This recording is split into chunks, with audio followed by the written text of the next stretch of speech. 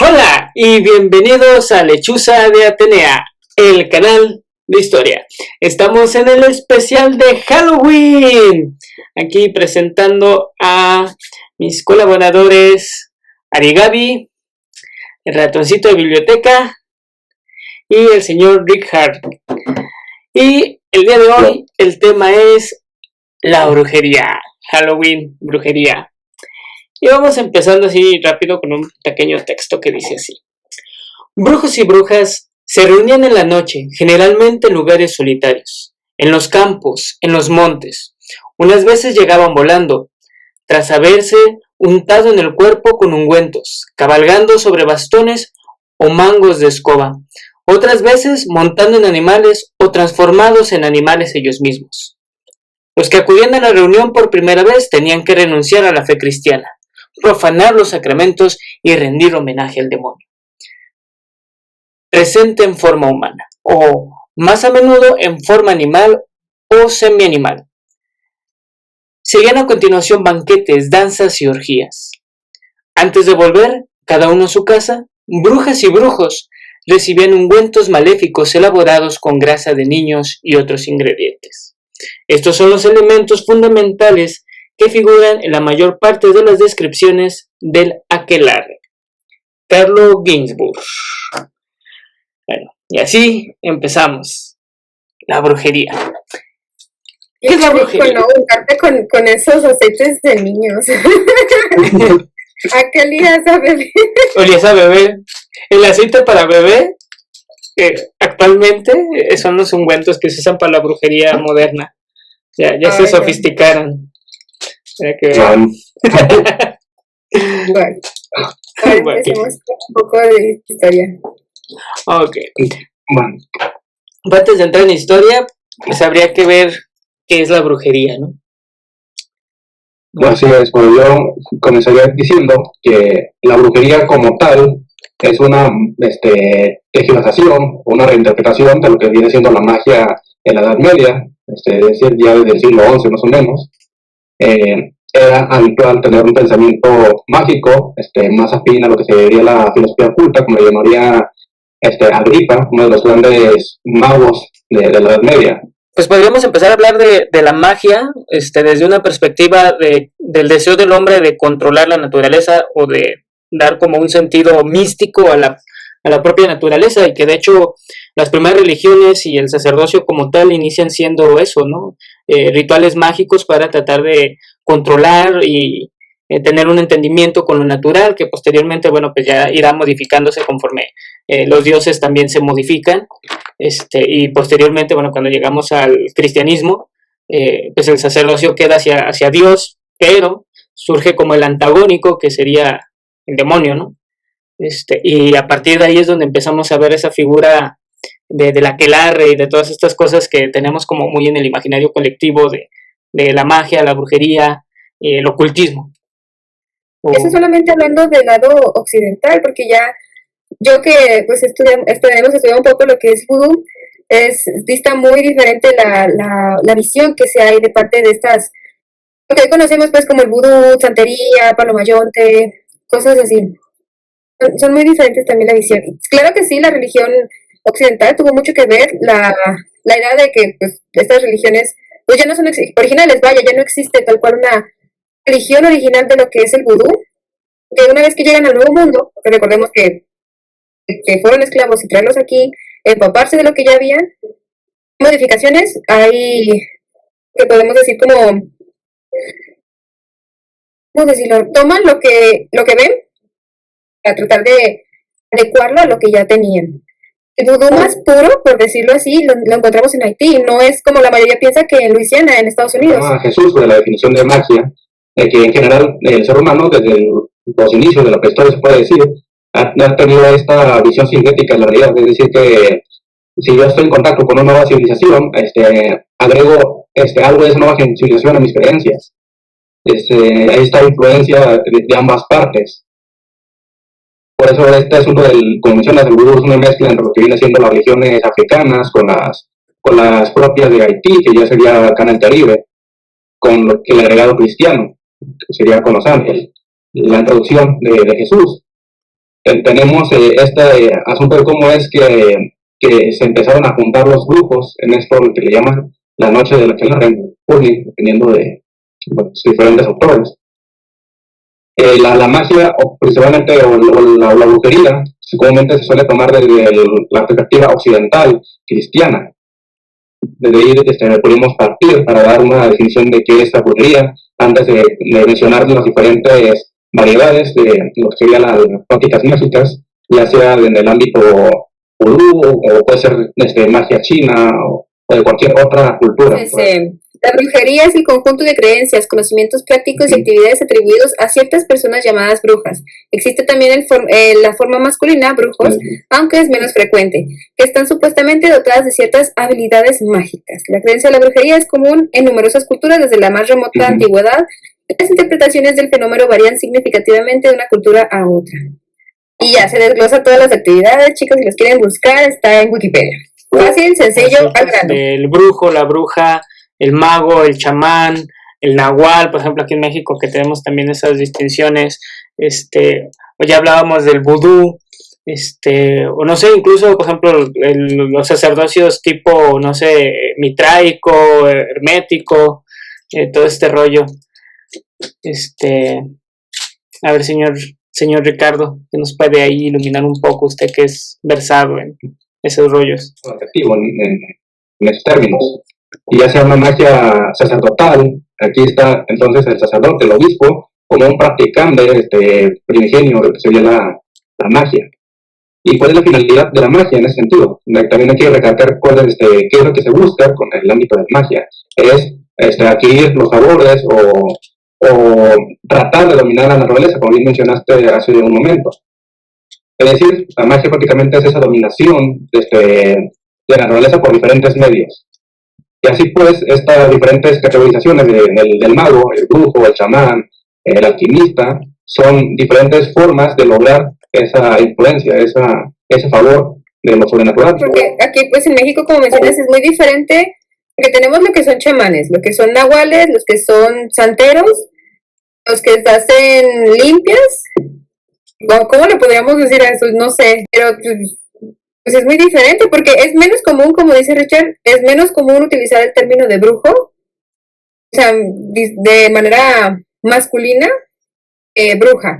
Normalmente cuando decimos esa palabra se te viene la Santa Inquisición, se te viene de, ay, me hizo el mal de ojo. Normalmente lo asociamos más con mujeres.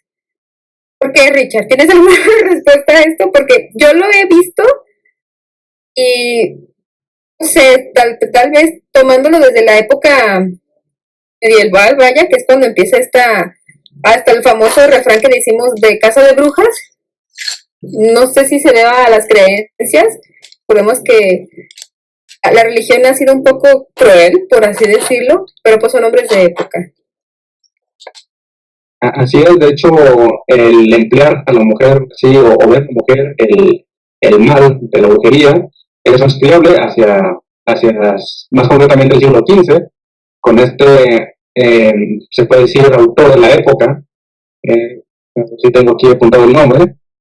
Bueno, yo me acuerdo de ese texto que de hecho me lo mandaste, que hablaba, que tenía mucho que ver, bueno, desde una concepción judeocristiana y aristotélica, la idea de ver a la mujer como un ser pecaminoso por naturaleza, o sea, que en sí misma era pecaminosa, ¿no? Y también, bueno, hace poquito estaba también leyendo un texto que hablaba incluso de que el cuerpo femenino, pues digamos que tiene manifestaciones muy diferentes al cuerpo masculino, puede transformarse, incluso por ejemplo cuando una mujer está embarazada o ese tipo de cosas, y que eso determina mucho en el imaginario colectivo que la mujer es más propensa a salir de las normas o algo así. Bueno, estaba leyendo en ese texto, y creo que tiene mucho que ver, ¿no? O sea, esta cuestión también, por ejemplo, cuando hablábamos de las religiones primigenias en el otro especial de historia y esoterismo, que es precisamente pues la mujer, la primera sacerdotisa, ¿no? Precisamente por su capacidad de dar la vida. Y por ahí yo creo que es donde se empieza a colar también esta idea de de que la mujer, pues tiene más potencial para la magia, o sea, porque no solamente es hablar de propensión al pecado en el caso del judio-cristianismo, sino tal vez también de más potencia mágica, porque incluso muchas culturas tienen a la mujer como un ser más poderoso en cuestiones mágicas que los hombres, ¿o me equivoco? En efecto, en cuestión de magia en general, la mujer sí tiene ese predominio, esa facilidad para realizarlo, como mencionas, por esa facultad para dar la vida. Pero ahora bien, esta forma negativa de ver a la mujer, es decir, como la bruja, como menciono, empieza en el siglo XVI con Lennius, de 1505 en adelante. Él fue un médico de la época, es decir, pero también para comprender este fenómeno de la brujería, hay que situarnos en la época en la que se fue gestando esta idea. Es decir, estamos en el siglo XVI, años antes, años después. ¿Cuál es el contexto histórico en el cual surge la idea de la bruja? Y así en este contexto histórico se tiene esta dualidad de esencia del ser humano, en la que por un lado está el hombre como el ser, el bueno, la luz, todo lo positivo, la razón, y por otro lado está la mujer, que sería todo lo negativo, guiado más por los sentimientos, por el instinto, por la oscuridad. Así pues, en esta perspectiva, se puede decir, médica de la época, el ser humano tiene las cualidades de lo cálido y lo luminoso, mientras que para la mujer es lo húmedo y lo seco, lo frío. Okay. El hombre tiende a la virtud y la mujer tiende al pecado, según esta perspectiva medieval. Y bueno, aquí también cabría pues mencionar, bueno, como historiadores, bueno, al menos 3 de nosotros, que somos historiadores, la importancia que tiene para nosotros como historiadores, entrar como en estos temas que de repente pues aparecen, ¿no? Más como un fetiche, ¿no?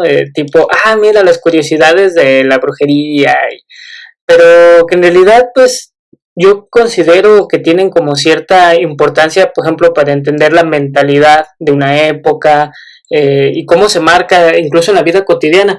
Por ejemplo, tú, Ari, ¿qué piensas, bueno, como historiadora, que has podido como estudiar un poco este fenómeno, acercarte de alguna u otra manera?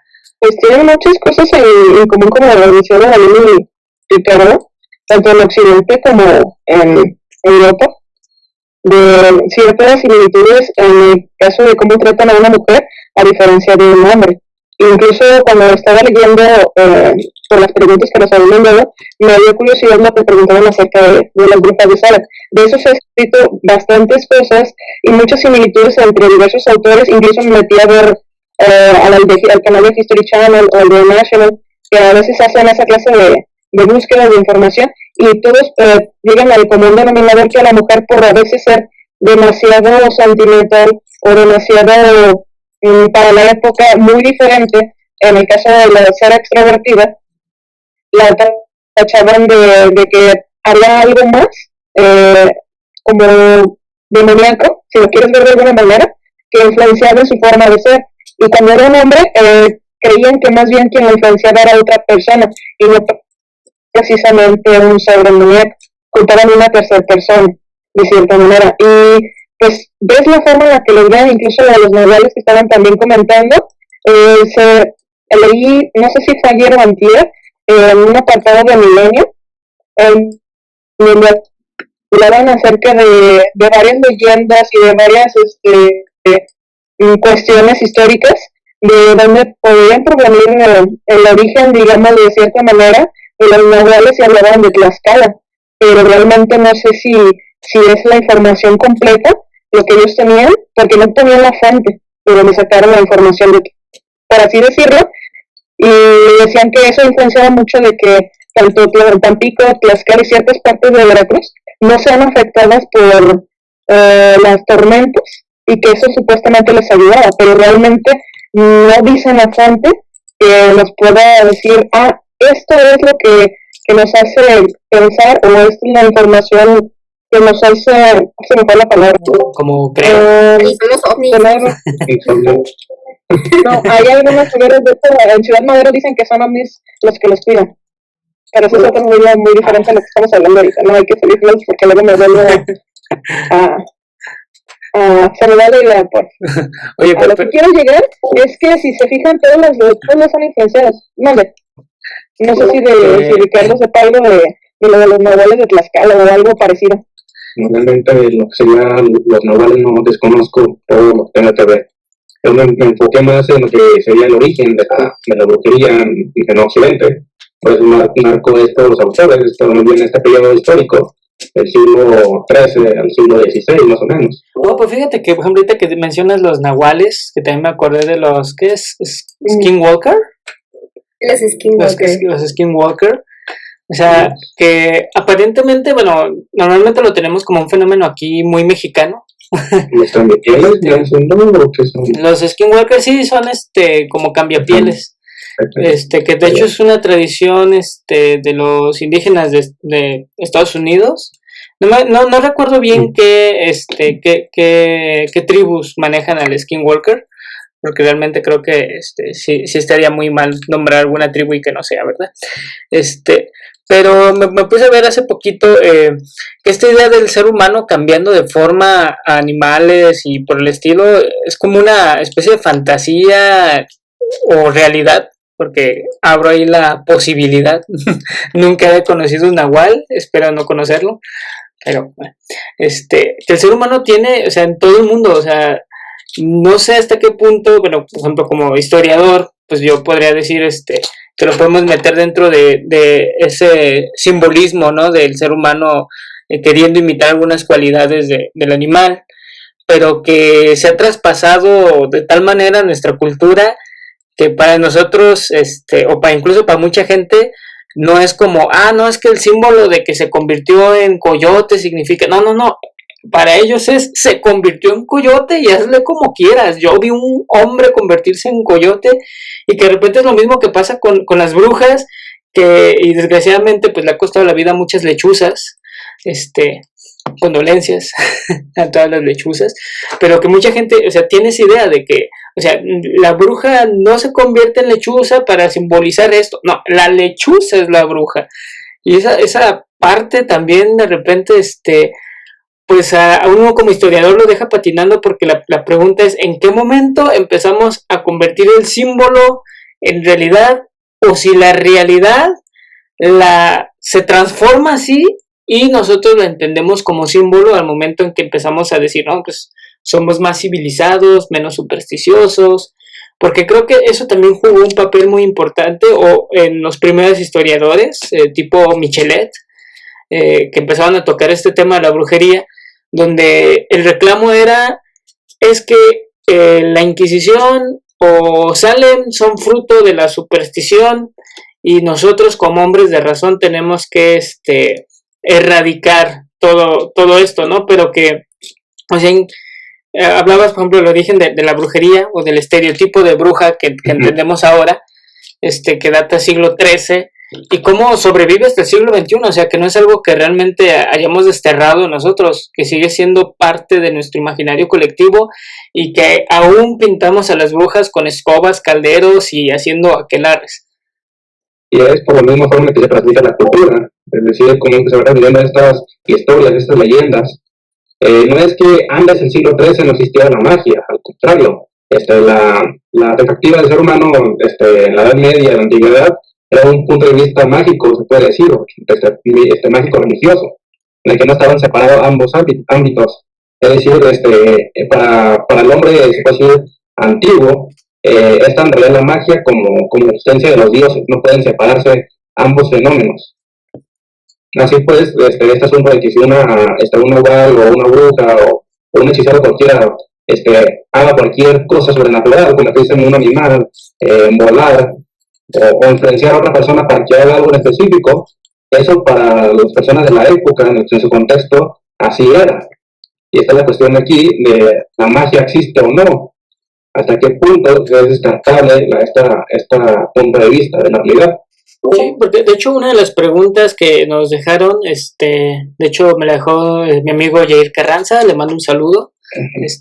¿Sí te acuerdas de Jair, Doralín? Ok. Y él preguntaba precisamente, ¿existe la magia o es sugestión o simplemente es alquimia que hoy pues la alquimia es un tipo de magia.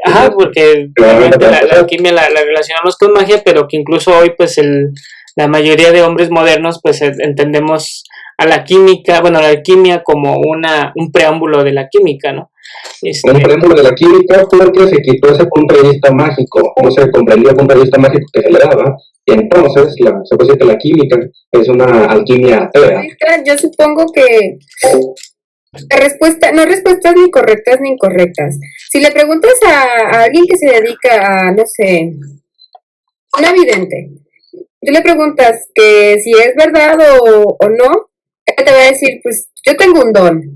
Tú le preguntas a un alquimista, pues yo sé cómo usar la química a mi favor. Si tú le preguntas a un santero, no, pues a mí me ayudan los ancestros.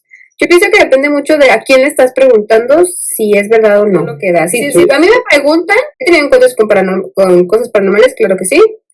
No que desviarnos del tema. Si me preguntan por si existe o no, yo siento más, dando mi punto de vista subjetivo, el poder del universo que está haciendo que se cumplan las cosas. Es como preguntarle prácticamente a un musulmán si Jesucristo es el Dios verdadero. Lo mismo se puede decir, la magia existe, un científico puede decir que no, su punto de vista, su punto de referencia. Y eso entonces da pie a lo que lo mencionaba, este asunto de cómo es que surge esta casa de brujas, esta inquisición, se puede decir. Cómo es que se cambia el enfoque de la magia, porque se empezó a perseguir. Porque antes de lo que sería antes del mapeo de las brujas, se nos había modificado, la magia existía y estaba presente en los grandes monasterios o en algunos centros de estudio medievales. Simplemente vayamos a castillos y caballeros. La magia la vemos desde los oráculos de Delfos en Roma, desde la llegada de Zeus, o sea. Podemos ir así como de, la hechicera de Ítaca también, ¿no? Esta, ¿cómo se llamaba? Calliope, no. Tengo un libro de ella. Se me acaba de ir justo ahorita. Circe. O sea, esos gustos que tenemos de brujas, si nos preguntan por la primera bruja, podríamos decir Circe en la historia. No sé, Richard, si me pueda debatir eso. Si no sabría decirle con nombre y apellido a las brujas, no sé.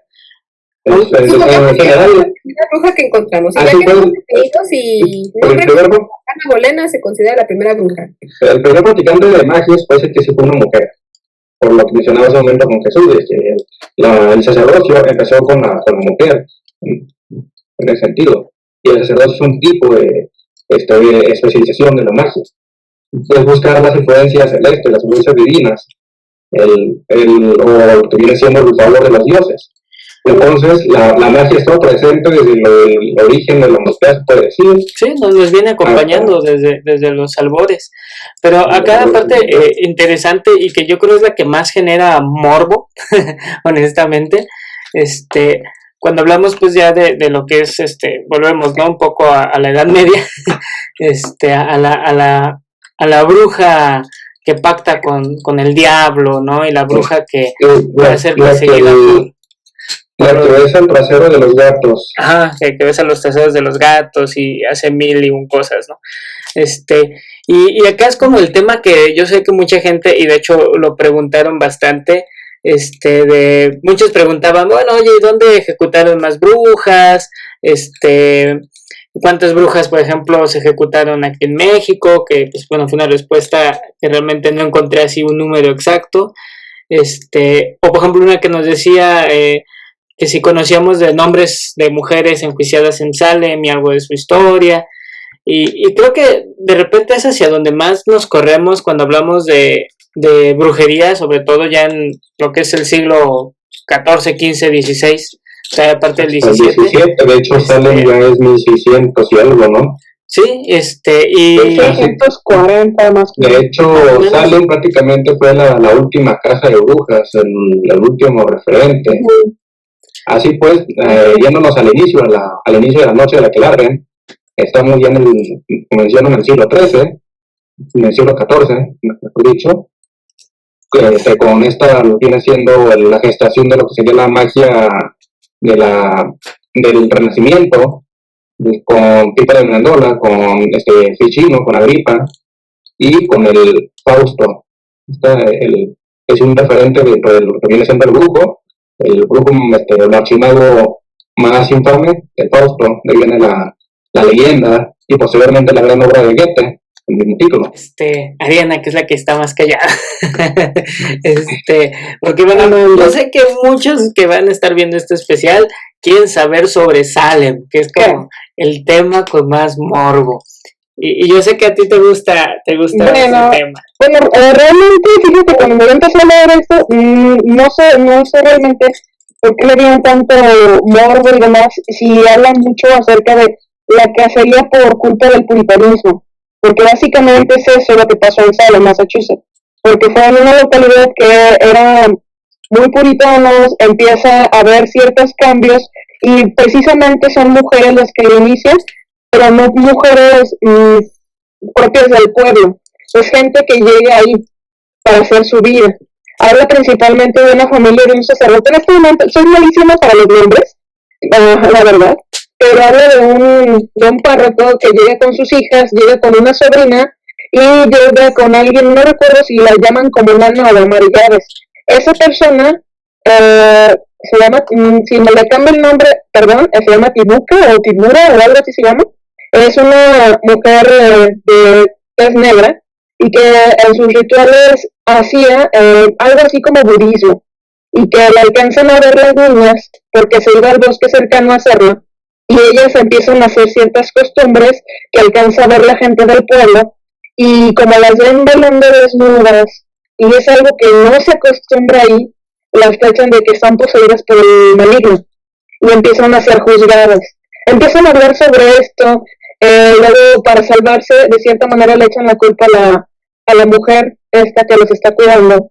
Esta mujer es encarcelada porque se declara culpable, no la queman. Es lo que dice, si buscan tanto en History como en el National, dicen exactamente eso, que no la queman, porque ella por dar su testimonio y lavarse de cierta manera las manos, se salve, pero sí es encarcelada. Y hay varias familias que ella la señala de que hacen prácticas de brujería, pero realmente son personas que hacen prácticas no comunes dentro de su población. Por ejemplo, hay una mujer que la acusan porque se casó 3 veces y por ser extrovertida. Simplemente por eso la acusan de brujería. Porque es extrovertida y por ser extrovertida y haberse casado 3 ocasiones, el demonio está obrando sobre ella. Porque no pueden mantener una relación de una sola persona. Recuerda que para que, como dices tú, para poder ser enjuiciado por brujería, tenía que llegar el chisme de que es que me hizo mal de ojo. Y a todos empieza, sí, me hizo mal de ojo. Pero también lo que hay detrás es tanto los celos, cosas así como su terreno es más grande, yo lo quiero, la cosa de brujería. Quemaban a la pobre mujer en tiempos cuando se quemaban. Así también es el burlote. Está esta mujer que tiene una viuda negra, la podríamos decir hoy en día. Otra que heredó todo lo de su esposo y técnicamente era una terrateniente. Y pues como una mujer puede tener tanto, ha de ser bruja. Citas así que pues en pocas palabras son cosas objetivas del ser humano. Es que es bruja. Ya con eso te los quitas de encima, te quedas con las tierras de esa persona, porque pues normalmente las ahorcan, me parece que ya no era permitido quemarlas, las ahorcaban, y pues esa tierra pasa a ser del pueblo para el pueblo. Me parece que en Salem fue algo así con una de las que tenía mucha riqueza, pues. Creo que sí las ahorcaron o no, que no les tocó. Algunas sí. Algunas sí las quemaban, a otras las ahorcaban, muy pocas fueron encerradas por mucho tiempo. Bueno, lo que recuerdo haber leído, pero realmente un número exacto no encontré ninguna de las que estuve leyendo, porque unos hablaban que no había habido tantas como se dice, otros dicen que sí había habido hasta más de 100 personas enjuiciadas de esa manera. El número realista que he visto en el caso de Salem están entre los 15 mujeres y 18 mujeres, como las principales, constantes. Ya después se hizo el pánico, ¿cómo decirlo? Es que no es pánico satánico, pues entonces es la... Pues parece, ¿no? O sea, porque creo que el pánico satánico, digo, bueno, para quien no sepa, el pánico satánico es un fenómeno que sucedió entre los 80s y 90s, 2000 todavía aquí en México nos tocó el pánico satánico, para que vean cómo todavía seguimos muy impregnados de esto.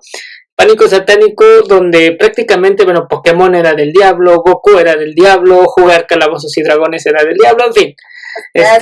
Más de uno recordará esa bella época de su infancia. Pero no era pánico satánico, ¿cómo le podemos decir a eso? Pues era mantener el puritanismo. Sí, exacto. Acabo de mencionar algo interesante sobre el origen mismo ya de la aquelarre, no más bien de la casa de brujas, que es el puritanismo y las diferentes expresiones del cristianismo. Es decir, cómo es que este puritanismo es que empezó a surgir. Esas son secuelas del que viene siendo el cisma de Occidente. Es decir, esta división que se hizo con Martín Lutero, con John Calvin y otros tantos reformistas dentro de la Iglesia Católica. La hegemonía religiosa de la Edad Media se rompe y esa hegemonía provoca estos organismos de todos los campos de batalla, se puede decir, de todos los frentes. Cada quien quiere defender su religión, quiere defender su dogma, y entonces lo que está fuera del dogma es herejía, entonces es brujería. ¿Al caso de Salem? Sí, pero estoy hablando todavía 200 años antes del caso de Salem. El caso de Salem, como mencionaba, es el último remanente, el último caso registrado sobre la casa de brujas. La casa de brujas empezó en el año 1400 y algo, no recuerdo bien la fecha. 1468, si no me falla la memoria. Sí, hay diferentes casos en ese sentido, más o menos. Bueno, en España, al menos en España sí. Es como la fecha. Y que de hecho ahí tocaste como un punto interesante, porque también mucha gente luego pregunta, ¿no? O se queda con esta idea de la Inquisición, porque por un lado pues ya hablábamos de cómo Salem genera mucho morbo, que creo que es más el buen marketing que le ha hecho pues las películas, Hollywood a Salem, más que el caso real en sí. Pero también de repente tenemos esta leyenda negra de la Santa Inquisición, ¿no? Que hogueras perpetuas quemando mujeres día y noche, ¿no? Acusadas por brujería. Como si tuvieran tanta pila los hombres para poder estar matando a diestra y siniestra. Sí, ¿no? Y aparte en una época donde la reproducción es algo tan valioso y que la gente muere tan rápido que no podías darte el lujo de agarrar y vamos a echar a todo mundo a la hoguera, ¿no? Pueblito, ¿cuál es la hoguera? Acuérdate que el parte del morbo de esto de la brujería y de la Santa Inquisición pues son los hermosos métodos de tortura, que de verdad es vuela la mente, cada cosa que se les ocurriera. ¿Cómo llegaste a la conclusión que si entierro a una persona en un palo o atravesar, cómo llegaste a ese pensamiento? Qué bonito las empalaciones. De ahí sale Drácula después. Sí. Está del empalador. Sí, como dice los Guadalí, perdón, que ¿cómo se les ocurría que si aventabas a alguien al agua, o incluso a niños, si se salvaba de no ahogarse, ya era brujo? Pero pues realmente en ese entonces, ¿quién aprendía a nadar realmente? ¿O quién te enseñaba? Y si no por el mira, si flotaba, si te morías, ajá, exactamente, si morías, no era. Eso era, para la época, pues a nosotros nos puede parecer muy tonto, pero para ese entonces, pues, no sé qué clase de lógica manejaban, si le quieren manejar como lógica. Tenemos el mismo discurso de los historiadores, son hijos de su tiempo. Pero que había un interés también, bueno, por ejemplo, el caso de Salem, que se habla mucho, que como decía Zeta, de los intereses, ¿no? Y que la Inquisición también va mucho por ahí, sobre todo por intereses políticos. De hecho, estuve checando así varios textos y encontré un contraste tan grande entre unos textos que como digo, decían que prácticamente España, sobre todo, ¿no? Que fue como la sede de la Inquisición institucional, donde el poder del rey y la Inquisición eran prácticamente similares, pues no, las hogueras perpetuas y todo eso, pero en realidad, por un lado, más bien como que la Inquisición acabó convirtiéndose en una especie de Gestapo, de KGB, que buscaba musulmanes y judíos, pues que se hacían pasar por conversos y que supuestamente estaban como ahí minando, ¿no? Los poderes del reino, tanto de una manera política inflando la moneda, bla bla bla, como usándolos como chivo expiatorio y culpándolos de la peste negra, porque eso también creo que es un factor clave a entender cómo surge también este fenómeno de la persecución de los judíos, de los musulmanes, de los herejes, porque en sí estaba checando varios documentos del archivo general de la nación, que la mayoría de casos de brujería aquí, por ejemplo aquí en México, para empezar ni siquiera se procesaban como casos de brujería, se procesaban como casos de herejía, que también ahí es como otro término que habría que explorar un poquito. Pues bueno, en pocas palabras, el hereje es el que no va con el dogma y la ortodoxia de la religión, en este caso la católica, aunque como decía acá Richard y como vimos en el caso de Salem, pues no solo los católicos, ¿no? También los protestantes, los puritanos, pues ahí tuvieron su rebanada de pastel ortodoxo, y que muchas de las veces simplemente bastaba con una simple arrepentimiento. En el caso, por ejemplo, aquí en México, si era indígena o era un esclavo, el que salía castigado no era propiamente la persona que practicaba o se le encontraba practicando la brujería, sino era el amo o el encomendero, o el fraile que se encargaba de esa zona, era el que recibía el castigo, dado que no estaba haciendo bien su labor. En el caso de España, bueno, se supone que ahí pues ya todos eran cristianos, y ahí sí pues te tocaba directo el azote, pero estaba viendo que incluso, por ejemplo, en España solo el 4% de todos los procesos de la Inquisición terminaron en hoguera. O sea, en 300 años solo el 4%, y de ese 4% solo el 0.8% fueron quemados vivos. El resto los quemaban en esfinge, o sea, los mataban y hacían como una figurita de él y lo quemaban, o literalmente ponían el cuerpo ahí, dependiendo, porque a veces también la persona podía pelarse. Los quemabas y se murió en la tortura, o sea, ¿cómo los manda a quemar si ya se le petatió ahí? Sí, no, de hecho, incluso estaba viendo con Torquemada que primero los mandaba a desnucar y ya después los quemaban para no ser tan cruel. Y Torquemada es precisamente como el símbolo de lo macabro dentro de la Inquisición, ¿no? Es como lo más gore de la Inquisición, Torquemada, ¿no? Y aún así Torquemada parece que no fue tan inhumano como lo pinta de repente la leyenda negra de la Inquisición. Obviamente, como decimos, son hijos de su época, pero tampoco es como justificable que de repente digamos, bueno, pues si así se hacía, que se vuelva a hacer, ¿no? Ahorita que tocaste el caso de México, es fascinante, pues todos pensamos en esto de la Inquisición, los métodos de tortura, las hogueras, pero tenemos que recordar que históricamente somos diferentes. Por decir que siempre criticamos a Estados Unidos, por ejemplo, Latinoamérica. Siempre decimos que Estados Unidos lo va mejor, no sé qué. Es que todo viene desde la manera en que llegaron. Aquí nosotros fuimos conquistados, allá fueron colonizados. Son términos muy diferentes y pues desarrollan cosas muy diferentes. En el caso de México sí tuvimos Inquisición, claro que sí, pero como lo mencionas, y se le encontraba culpable, se castigaba al dueño, por decirlo así. Y pues el castigo era para él. ¿Por qué? Porque como dices, en España ya todos eran cristianos, todos veíamos desde el siglo de 14, 15. Supone que ya todos sabemos que si hacemos mal se nos pudre el tamal, claro que sí. Pero aquí en México, al ser nuevo, se le considera como un niño, unos bebés que, pobrecitos, alejados de la mano de Dios, no conocen lo que es la verdadera religión. ¿Cómo los voy a castigar severamente si no saben lo que están haciendo? Aplicamos a Jesús, perdónanos, Padre, no saben lo que hacen.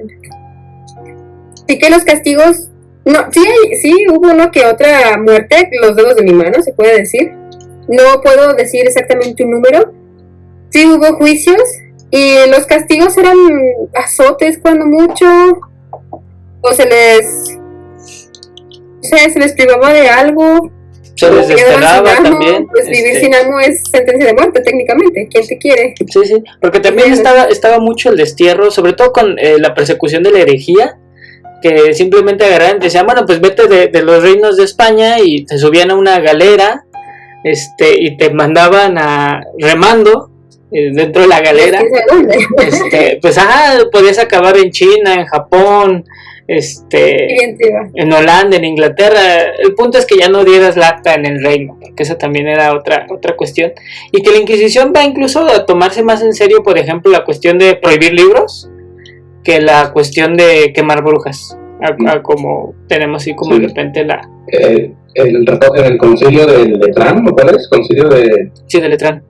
Sí, ¿verdad? El Letrán. De hecho, es que hoy ya estamos dando casos muy nuevos, puede decir, siglo XVII con Salem, siglo XVI con el caso de México, siglo XVI-XVII con la colonia. Pero inclusive todavía antes de que España llegara a México, ya estaba la brujería. Destaca, como bien mencionó Jesús, el asunto de las herejías, y entre tantas herejías destaca una que es la herejía valdense, que es de la cual se parte para esta Inquisición. Es la herejía más perseguida en esta época, 1400, estoy en contra de la fecha, 1420, 1428, es cuando empieza tal cual una Inquisición en contra de esta primera herejía, que es la herejía valdense. Tomando en cuenta que los valdenses prácticamente era simplemente una secta cristiana que perduró por siglos en toda Europa. Y hubo un momento en este siglo XV, en la que la herejía valdense se transforma en la herejía de brujería. Ahí está más rastreable este asunto de cuándo fue que la brujería. Sí, que de hecho ahorita me recordaste un poco, por ejemplo, también que tenemos ahí la herejía de los cátaros en Francia, en el sur de Francia, cátaros, que también va a ser perseguida muy duramente. Y tenemos incluso, o sea, yo sé que no se les acusó de brujería, porque también van a sentar como un precedente de persecución los templarios. Y también antes de eso los judíos también. Y los judíos. Y que de hecho, por ejemplo, con los judíos tienen así como de lleno esta cuestión de que pues ellos manejan de repente el dinero de los reyes y todo esto. Y entonces pues los mismos reyes los perseguían, por un lado para como calmar la sed de sangre del pueblo, y por otro lado pues para seguirlos exprimiendo económicamente. Pero bueno, sigamos con las preguntas. Bueno, ya prácticamente casi la última pregunta porque ya es tarde. Dice, ¿existe de verdad, como dicen grupos actuales, una continuidad entre las brujas medievales y las actuales? ¿Y qué podríamos rastrear históricamente? Por ejemplo, está ahorita todo esto de muy de moda, del wiccanismo, el neopaganismo, la New Age, porque creo que también de repente maneja como ciertos conceptos brujeriles o chamánicos. No sé, a ver. Pues no me atrevería a decir, pero el asunto de las wiccas me parece que sí se puede rastrear un poquito, no estoy segura, no puedo decir autores, y que lo he visto en un libro, pero la idea de la wicca, la actual, no es mucho, dista mucho de lo que debía de ser históricamente, porque esas las encontramos más como en los fiordos, más acá pegado con los vikingos, por así decirlos, para los que no me entiendan qué es un fiordo. Pero en sí, yo siento que es como el vudú, ya lo estábamos platicando un poco antes. No existe tal cual vudú original, vaya, ya está muy mezclado, ya no podemos encontrar, debido a que, bueno, el vudú y todas estas cosas que vienen de África son tradiciones orales, son cosas que no se pueden rescatar tal cual porque es oral, y con el paso del tiempo van desgastándose, van cambiando, se van adaptando, y la idea wicca me parece, tenía entendido, por ahí la leí, una maestra, la doctora Celina, había mencionado, como que me acuerdo que era más de la época de los fiordos, o sea, porque también es algo oral, no hay nada escrito tal cual, porque sí existen lo que son los grimorios en estas brujas actuales, por así decirlo. Yo no sé, Richard, si tienes alguna idea de qué momento salen los grimorios. Para los que no sepan qué es un grimorio, pues yo lo entiendo como es ese librito de donde todas las brujitas van apuntando sus hechizos nuevos, lo que hacen, lo que no hacen, lo que se pasa de generación en generación. Los que han visto Star versus las fuerzas del mar, me parece que está toda la historia de las reinas, también están sus hechizos, y me acuerdo que en el de Eclipsa pues estaba sellado porque pues es magia negra, por así decirlo. Me parece que se puede rastrear los grimorios. Podríamos ver, yo pienso que sería una fuente más que nada, que muchas cosas son tradiciones orales. Hay mucho que se puede rescatar del oral porque se van modificando. Y repito, con el tiempo se modifican, cambian, se dejan de hacer y dejan de existir. Pues yo diría que la brujería actual prácticamente es un sintetismo o un collage de lo que sería todas esas prácticas mágicas de la antigüedad, de la Edad Media. El asunto de los grimorios, tal cual en la Edad Media no existían como lo cuenta los Wiccas, no es una compilación de los grupos de la que largan. Tomando en cuenta que hay una distinción, se puede decir, entre la magia culta, el hechicero, como sería Ficino, Pico de Mirandola, Agripa, y una magia más popular, como sería brujería o chamanismo europeo, que viene del asunto nórdico o también celta. Sería de hecho de ahí viene también la figura del diablo como el dios astado, que es otro tema que no tratamos, de la figura del diablo dentro de las brujas. En ese sentido tenemos la hechicería, propiamente dicha, si era culta, ¿sí? El mago o el hechicero en la Edad Media sí tenía sus convendios, sus libros, sus tratados de astrología, de alquimia, de herbolaria, se puede decir, con Paracelso, por ejemplo. Aquí estaba todo el saber, todo el conocimiento transmitido supuestamente desde Hermes Trismegisto, una magia antigua. Ya como dices, es un collage tal cual. Pues sí. En México también tenemos lo que es la herbolaria, por ejemplo. También mezclamos mucho. Más llamas, sí, que ya son que las hierbitas, pero eso lo tenemos, es un conocimiento que viene desde los ancestros, sí. Que pues hemos visto a base de fallo y error, como estas mujeres nórdicas, a base de prueba y error es como vemos que sí funciona, que no funciona, que es venenoso, que no es venenoso. Pero aquí cabe destacar el asunto de cómo fue la cosmovisión o el punto de vista en el cual se tomaba la medicina. En el ámbito de la magia, de la brujería de la Edad Media, estaba la teoría de los humores. Apenas en el siglo XV, en el siglo XVI, estaba esta magia, esta concepción mágica de la medicina con el asunto de los humores, y el contagio apenas era algo novedoso. Y aquí surge también la peste negra. Yo creo que ese tema ya lo dejamos para luego, porque explicar los humores aquí ya se nos acabó el tiempo. Y es algo muy delicado, pero sí hay que prestarle bastante atención. Sí.